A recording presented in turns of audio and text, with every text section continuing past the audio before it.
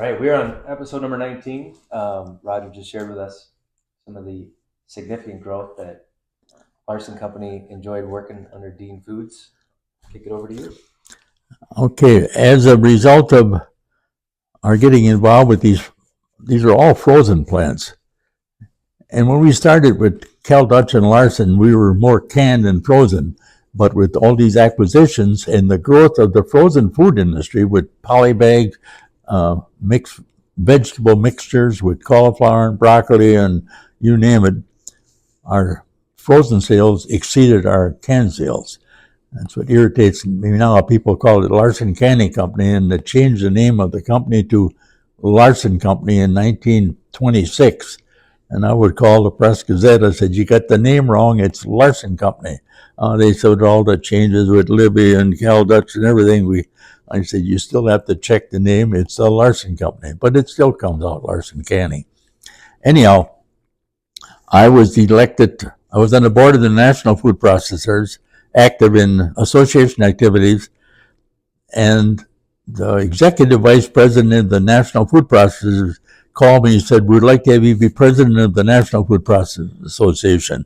I said, "I got so much on my plate now, I really would just as soon not." He said, "Well, we'll write all your speeches for you and everything else." I said, "Let's forget it. I'm going to be president of American Frozen Food Institute." I didn't think it would look right if you'd be president of both of them at the same time. Anyhow, our convention was out in California, and it was a big deal. My wife and I got picked up at the airport in a big white limousine, a valet or a driver standing there with the word Hubrex spelled correctly, waiting for us, and they took us to the motel, and we had 5-star treatment. In fact, we were in a gated floor of one of the big hotels in Las Vegas. And there was a bar in the room and a big dining area, and you had to have a special pass in order to get into it. That was for the president of the American Frozen Food Institute. And as a result of Jenny being the wife of the president, she had a host of tea that they took care of in the room. But the night before, she said, "I had such pain in my back." So here, in addition to my duties as president, she became she had a lot of pain. So I took her to the emergency ward in the morning, and they gave her some muscle relaxants and some pain pills. And she got through the day and did an excellent job.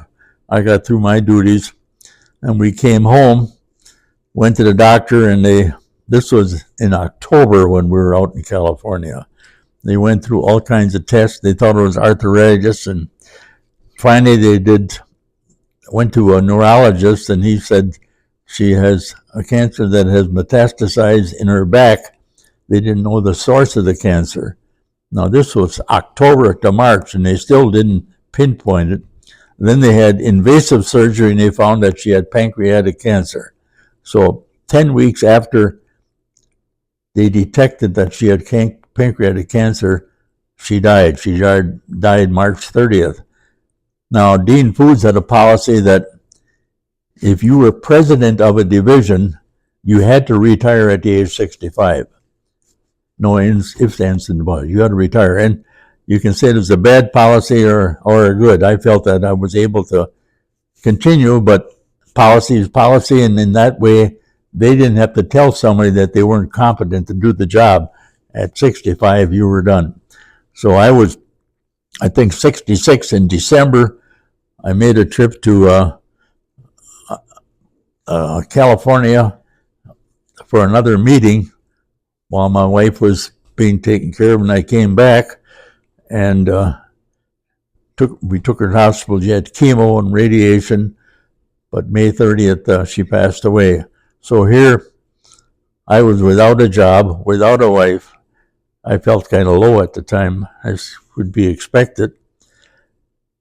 And in the meantime, my friend who got me involved thinking about overseas said, he had told me I really should get involved overseas. I got all the experience that's needed to help build plants, and I think from my various episodes in this YouTube, you can see that I had built a lot of production lines. It was kind of like falling off a log to go to Poland and come up with something else. How are we doing on time? Good.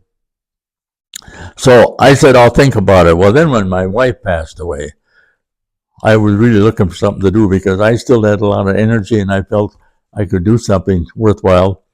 And I had to go to Washington to close out some business as president of American Frozen Food Institute.